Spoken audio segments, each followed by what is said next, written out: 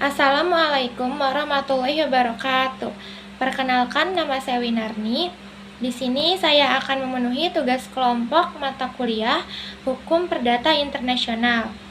Saya dari kelompok 2 akan menjelaskan materi yang berjudul Sumber Hukum Perdata Internasional dengan subjudul yang pertama, peraturan internasional, yang kedua, perjanjian internasional, yang ketiga, jurisprudensi, dan yang keempat, kebiasaan internasional.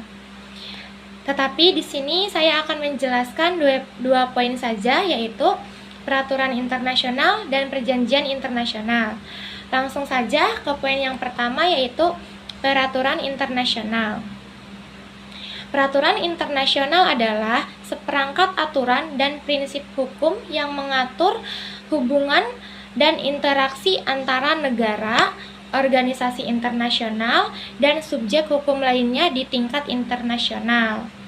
Nah, tujuan hukum ini adalah untuk mencapai ketertiban dan menjadi dasar bagi tindakan mereka dalam konteks global. Nah, suatu aturan bisa dikatakan sebagai peraturan internasional ketika aturan tersebut diakui, diterima, dan mengikat bagi subjek hukum internasional, terutama negara-negara. Sumber utama yang menjadi landasan aturan internasional tercantum dalam pasal 38 Statuta Mahkamah Internasional, yaitu yang berbunyi, Statuta Mahkamah Internasional menyebutkan 4 sumber hukum utama yang harus diterapkan dalam mengutus sengketa, yaitu perjanjian internasional, kebiasaan internasional, prinsip-prinsip hukum umum, dan keputusan pengadilan dan negara para ahli dan ajaran para ahli.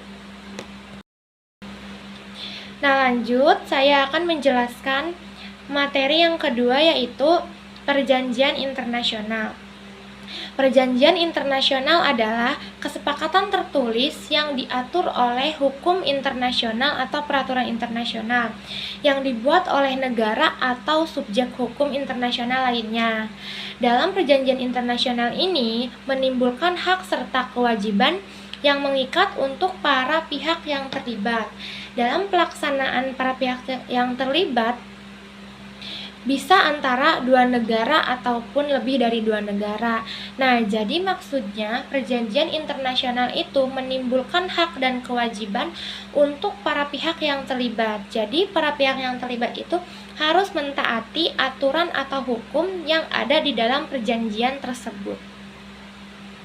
Nah, adapun contoh perjanjian internasional yang melibatkan dua negara atau bilateral, yaitu Perjanjian Garis Batas Laut Indonesia dan Singapura yang berisi kesepakatan untuk menetapkan garis batas laut wilayah kedua negara di Selat Singapura menjadi beberapa segmen.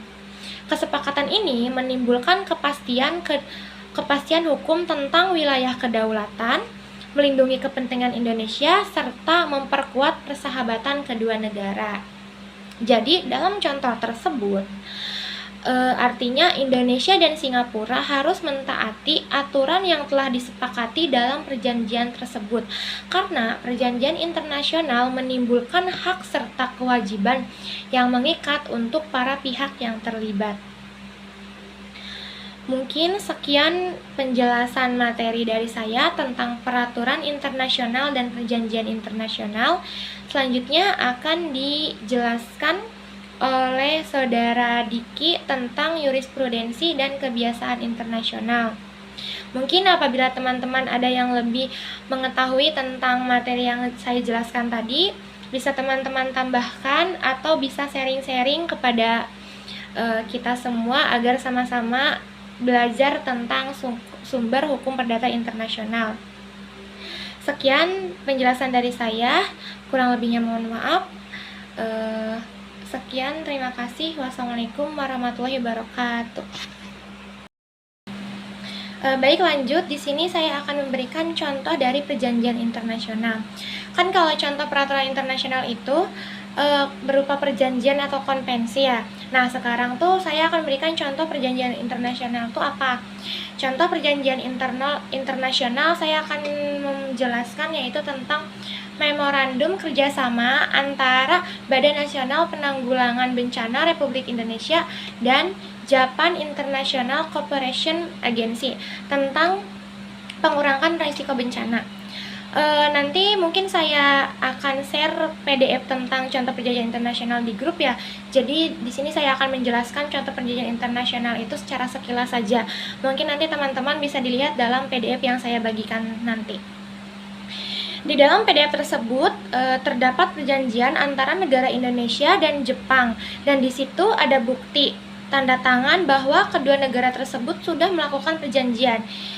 Jadi dalam perjanjian negara Indonesia dan Jepang maka memunculkan hak dan kewajiban untuk kedua belah pihak, berarti ya, untuk kedua belah pihak negara tersebut untuk mematuhi peraturan yang sudah disepakati dalam perjanjian internasional tersebut. Karena sudah dijelaskan tadi bahwa perjanjian internasional itu memunculkan hak dan kewajiban untuk para pihak yang terlibat. Maka dari itu, dari contoh sekarang, negara Indonesia dan Jepang itu memunculkan hak dan kewajiban untuk memenuhi atau mentaati peraturan yang sudah disepakati dalam perjanjian tersebut. Dalam contoh negara Indonesia dan Jepang, masa berlakunya perjanjian ini tuh selama 3 tahun. Nah, perjanjian ini bisa diperpanjang dengan persetujuan tertulis dari kedua belah pihak. Jadi masa berlakunya perjanjian ini kan 3 tahun ya. Nah, ketika kita ingin memperpanjang perjanjian ini, bisa, tetapi dengan persetujuan tertulis dari kedua belah pihak. Kan tadi sudah dijelaskan ya bahwa perjanjian internasional itu adalah perjanjian yang tertulis. Maka ketika ingin melakukan perpanjangan, maka dilakukannya itu dengan persetujuan tertulis gitu.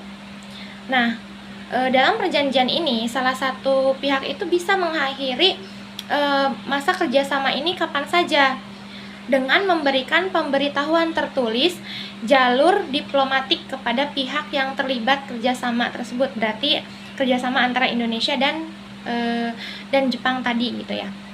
Tetapi ketika ingin mengakhiri itu harus memberikan pemberitahuan tertulis jalur diplomatik paling lambat 6 bulan sebelum tanggal pengakhiran kerjasama. Maka semisal Indonesia tuh ingin mengakhiri kerjasama dengan Jepang gitu ya, maka si negara Indonesia ini harus memberikan pemberitahuan tertulis jalur diplomatik paling lambat itu 6 bulan sebelum tanggal pengakhiran kerjasama tersebut gitu. Jadi Indonesia harus memberikan surat pemberitahuan jalur diplomatik paling lambat 6 bulan sebelum tanggal pengakhiran kerjasama tadi dengan Jepang itu berakhir gitu. Mungkin itu contoh perjanjian internasional dari saya. Kurang lebihnya bisa kalian lihat di dalam PDF yang nanti saya akan bagikan. Terima kasih. Selanjutnya saya Muhammad Diki Falahuddin akan menjelaskan sumber-sumber perdata internasional. Di sini ada pasal 16 AB, yaitu untuk mengatur status persona, ketentuan perundang-undangan mengenai status dan wewenang orang-orang tetap mengikat untuk kaula-kaula negara Belanda. Yang kedua itu ada pasal 17 AB untuk hukum tentang benda tidak bergerak, berlaku hukum dari tempat di mana benda-benda itu terletak. Selanjutnya ada pasal 18 AB untuk mengatur benda formil dari perbuatan hukum. Bentuk dari tiap perbuatan ditentukan menurut hukum dari negara atau tempat di mana perbuatan itu dilakukan. Ya, nanti untuk contoh dari bahasa Belandanya akan di-share di grup. Ya, selanjutnya saya Muhammad Diki Falahuddin akan melanjutkan materi yang berjudul Sistem Hukum Perdata Internasional. Itu diantaranya selanjutnya itu ada jurisprudensi. Jurisprudensi sering diartikan juga sebagai putusan-putusan hakim dan mendapatkan hukum tetap dan diakui oleh hukum hakim-hakim lainnya pada kasus yang sama. Adapun yang mengartikan jurisprudensi sebagai kumpulan hukum atau sebuah hukum yang ditimbulkan oleh putusan-putusan hakim atau lembaga peradilan. Sedangkan di negara-negara yang menganut sistem hukum common law, jurisprudensi diartikan sebagai ilmu pengetahuan hukum yang di dalamnya mengenai prinsip-prinsip hukum positif dan hubungan-hubungan hukum. Sedangkan putusan-putusan hakim tingkat tinggi yang diikuti secara tetap oleh badan pengadilan, di bawahnya pada akhirnya mereka menjadi bagian dari ilmu pengetahuan hukum, maka dikenal sebagai case law dan disebut juga sebagai guide law. Mahkamah Agung juga memberikan penjelasan bahwa jurisprudensi hanyalah putusan Mahkamah Agung, di mana putusan-putusan Mahkamah Agung terhimpun dalam sebuah bentuk buku. Dengan demikian, jurisprudensi dapat diartikan yang pertama itu sebuah ilmu yang menganut tentang penerapan undang-undang peradilan, dan yang kedua itu sebuah hukum atau himpunan putusan-putusan peradilan yang diikuti oleh para hakim untuk mengadili dan memutuskan dalam perkara atau kasus yang sama. Selanjutnya ada kebiasaan internasional. Kebiasaan internasional adalah kebiasaan bersama negara-negara di dunia yang menjadi bukti praktik umum yang diterima sebagai hukum kebiasaan internasional. Diakui sebagai salah satu sumber hukum internasional itu pada pasal 92 Piagam Perserikatan Bangsa-Bangsa juga menyatakan bahwa kebiasaan internasional adalah salah satu sumber hukum yang akan ditetapkan oleh Mahkamah Internasional. Kebiasaan internasional terdiri dari aturan-aturan hukum yang berasal dari tindakan negara konsisten yang muncul dari keyakinan bahwa tindakan mereka itu diwajibkan oleh hukum. Maka dari itu terdapat dua unsur yang harus dipenuhi untuk membuktikan keberadaan suatu kebiasaan internasional, yaitu ada praktik atau kebiasaan negara-negara. Terus yang kedua itu ada keyakinan dari negara-negara lain bahwa kebiasaan tersebut dilakukan atas dasar kewajiban hukum, atau bisa disebut juga dengan opinio juris.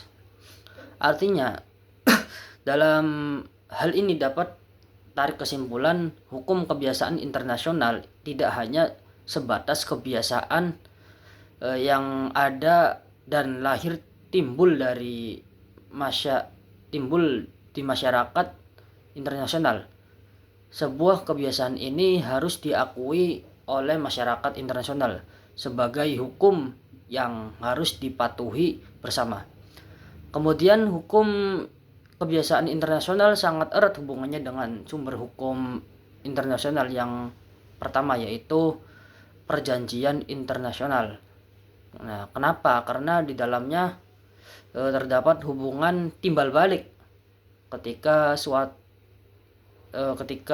suatu telah menjadi hukum kebiasaan internasional, seringkali berkembang menjadi perjanjian. Ya, mungkin itulah yang bisa kelompok 2 sampaikan. Kurang lebihnya mohon maaf. Wassalamualaikum warahmatullahi wabarakatuh.